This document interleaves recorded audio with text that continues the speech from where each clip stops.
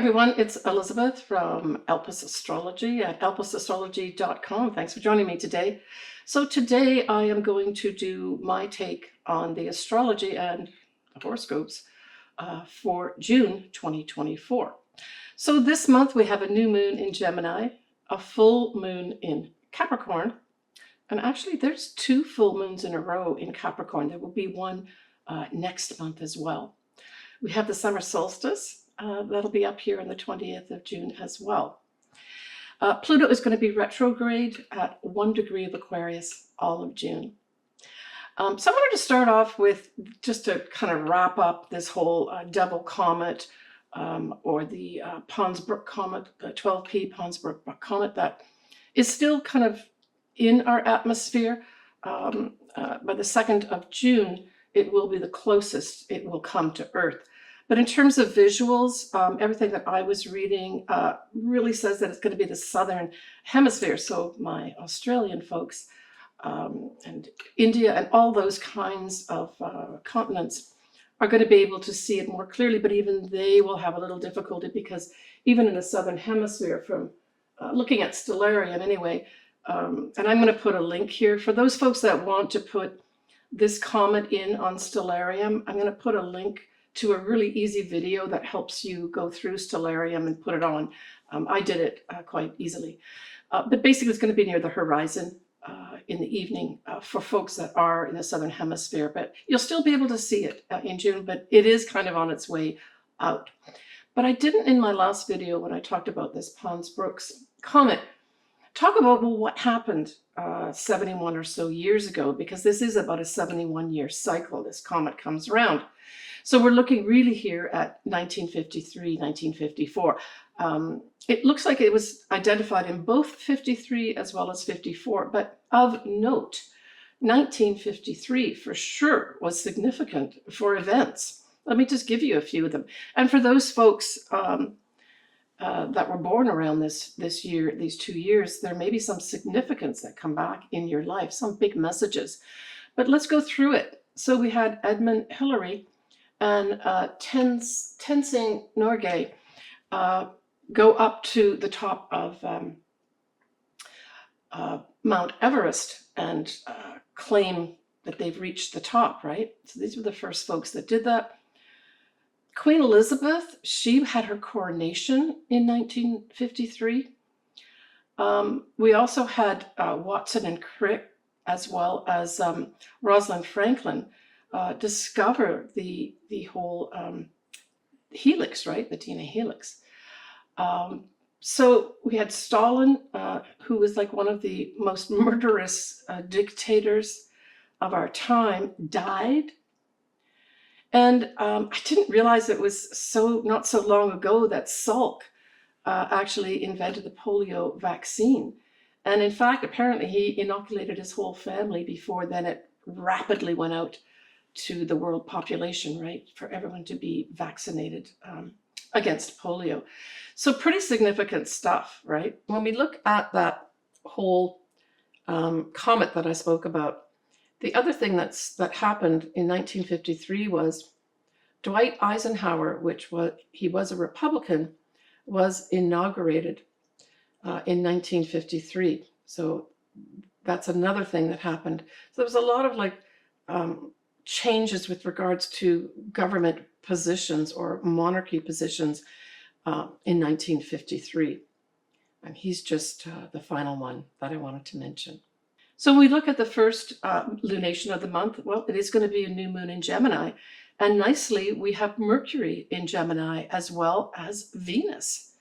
So we've got the ruler of Gemini, Mercury, in its home sign. So just this alone is very positive, right? This is going to be on the 6th of June at 5:37 a.m. and that's Pacific Daylight Time.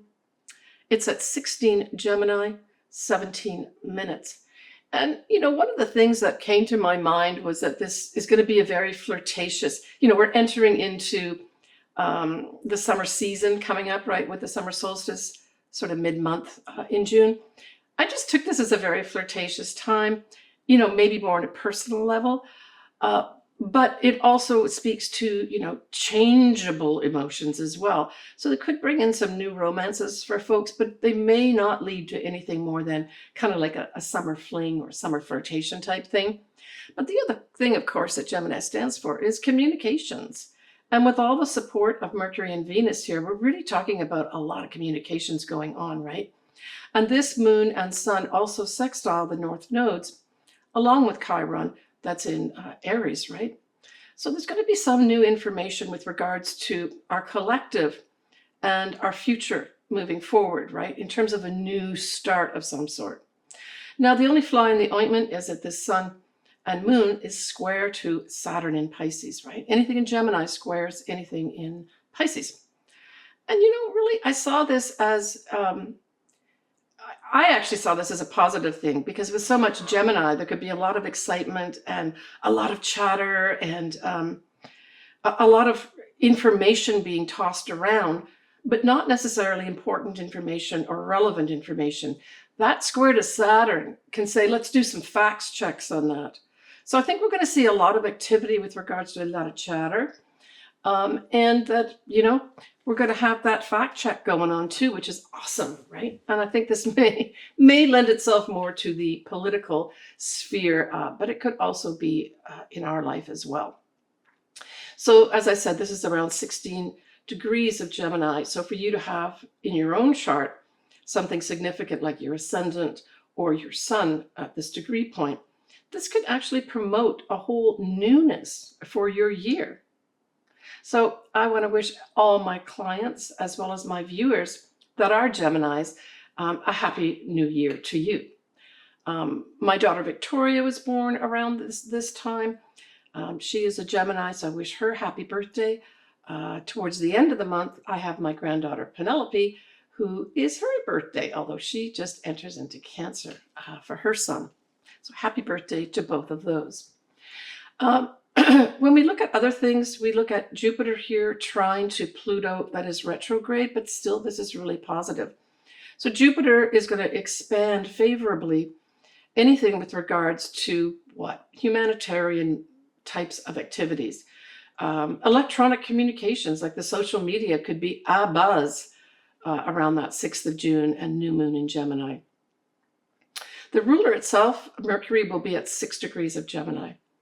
And at that time, Jupiter will be approaching Mercury. And so I saw this as we've got a lot of legal stuff going on right now that we have all over the news. So I think that this is going to bring, once Jupiter hits Mercury, just sort of around that 17th of June time period, I think where Mercury and Venus will be conjunct at 0 degrees of Cancer.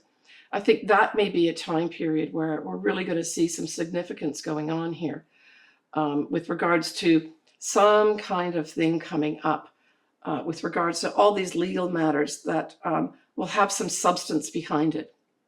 So the 17th of June is when Mercury and Venus will be at 0 degrees of Cancer. And of course, Cancer can refer to things like the mother, but it can also refer to our homeland.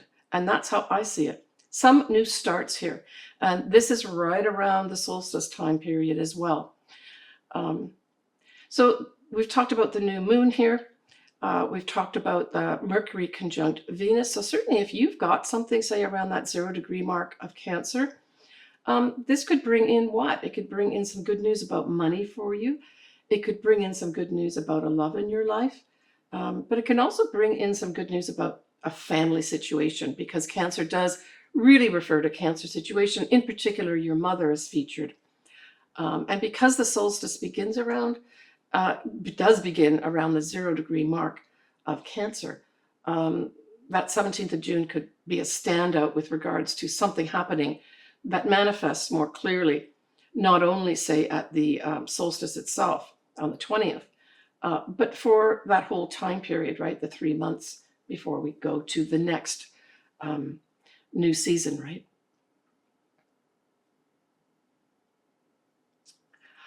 Okay, speaking of which, we have the summer solstice.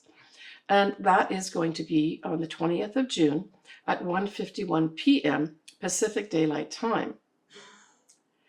It will be with Venus and Mercury, like I said, in Cancer. The moon, although it's not in its detriment in terms of it being in Sagittarius. I always like the moon in Sagittarius. I just think, so the moon will be at 15 degrees of Sagittarius. And I just think this is going to lighten up that whole summer solstice, the whole time period for us, right? Because this kind of puts a stamp on the kind of energies that'll be around for at least 3 months or so. And so this is positive outlook for our future, right? Now, Sagittarius also rules things like the legal profession and foreign lands, publishing, that type of thing. So all these things could come in a positive way as well. That moon, though, does square Saturn. So we've got another moon squaring Saturn, right? We had it at the new moon. Now we still have it at the summer solstice with the moon in Sagittarius. And so again, this is like slowing things down. Take your time to look at things. Don't get emotionally drawn into things. Look at the facts to see what's going on here.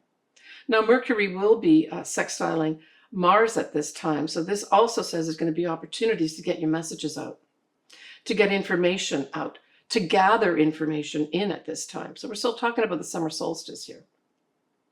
And Venus at this time, the summer solstice, is approaching Mercury. I already spoke about the conjunction, but it is Venus going towards Mercury. So it's like this could also bring in information literally about females, but it can also bring the money markets in here as well.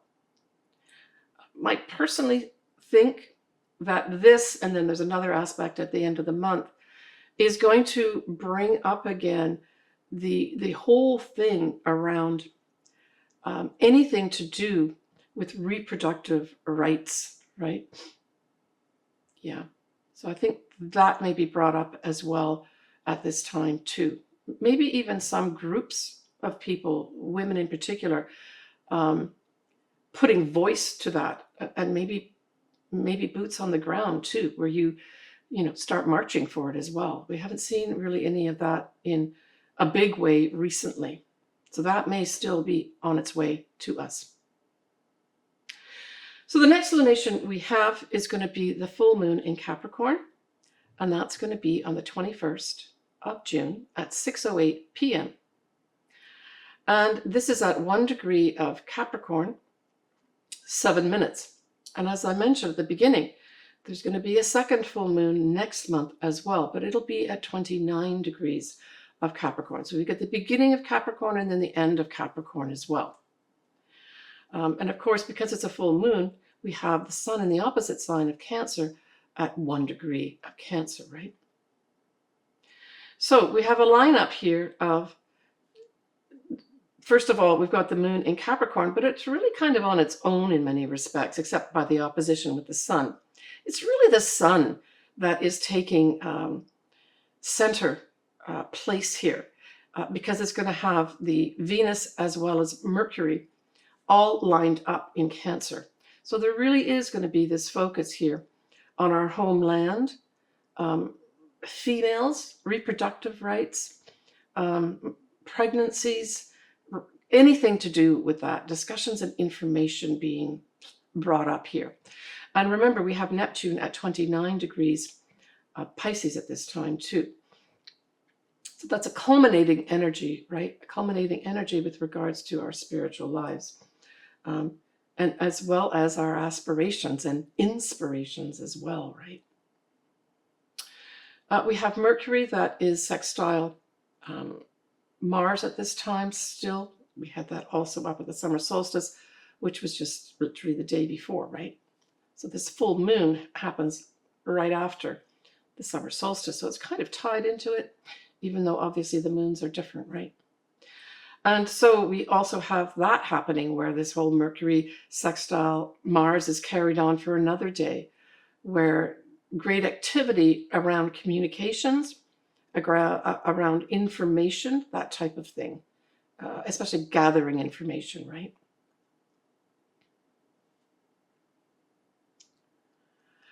All right, on the 22nd of June, that's just going to be a day after the full moon, we have a lot happening in water signs. We have the Sun, Mercury, Venus, Saturn, as well as Neptune, all in water signs. So I think because this is the day after the full moon, to me, it lends itself to a lot of emotion here, a lot of deep feelings and a lot of deep emotion around whatever comes up in terms of the full moon.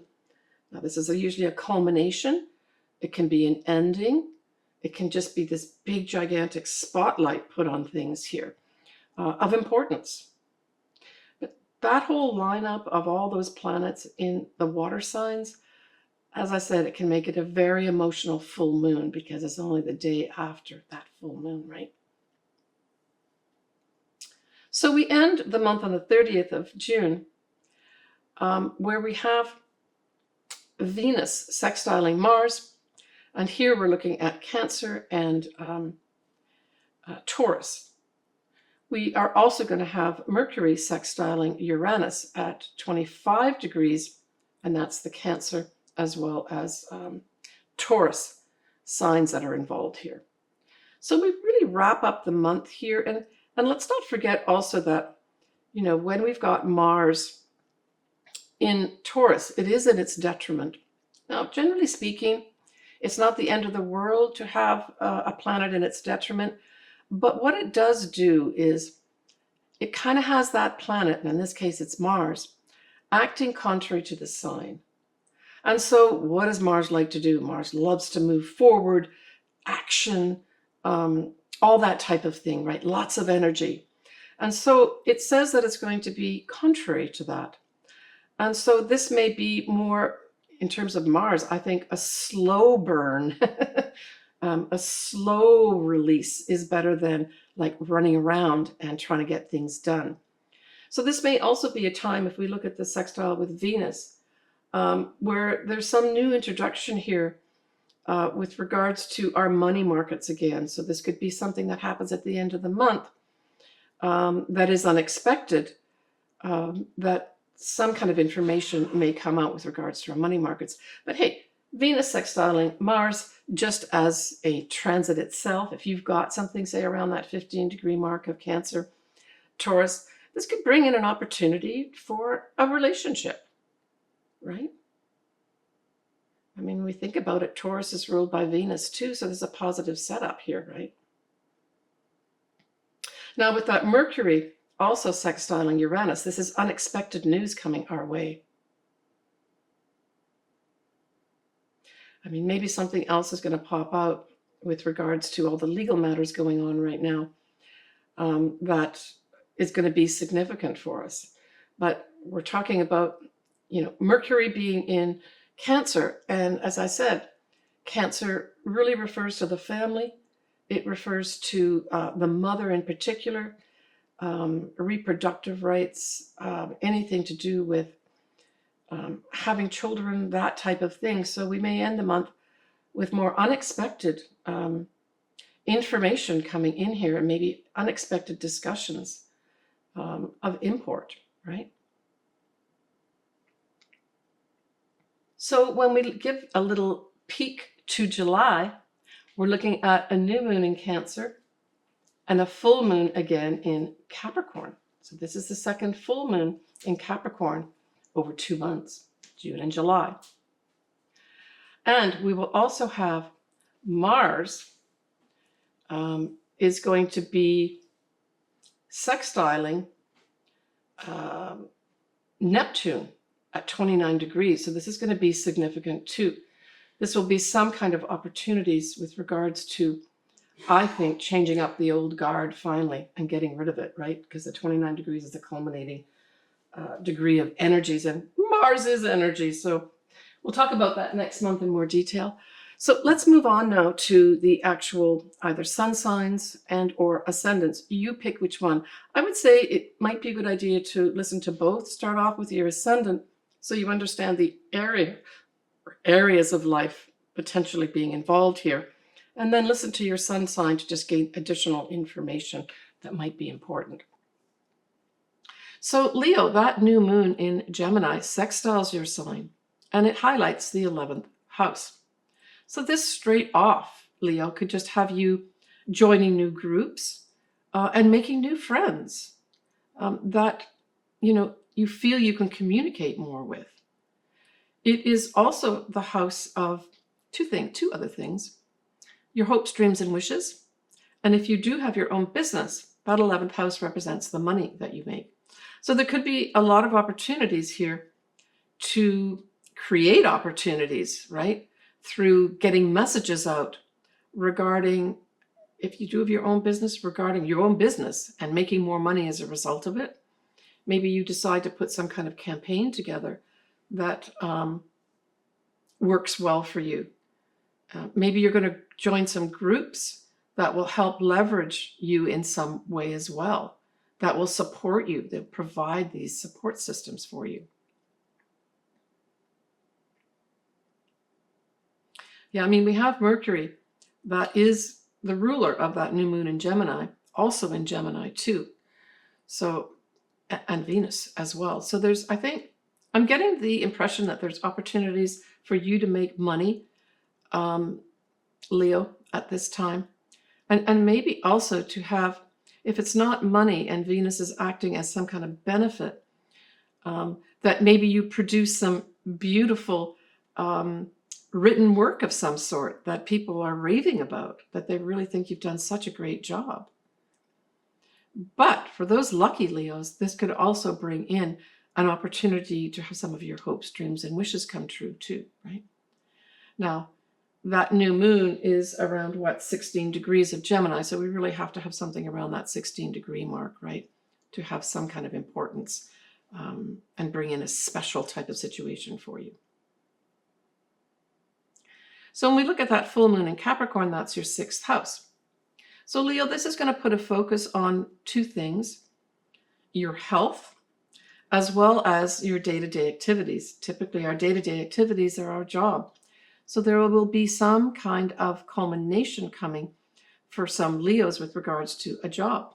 Now, this could literally play out as you decide to change up your job. You maybe take on a new position in your present company, start a whole new job. That could happen for you as well.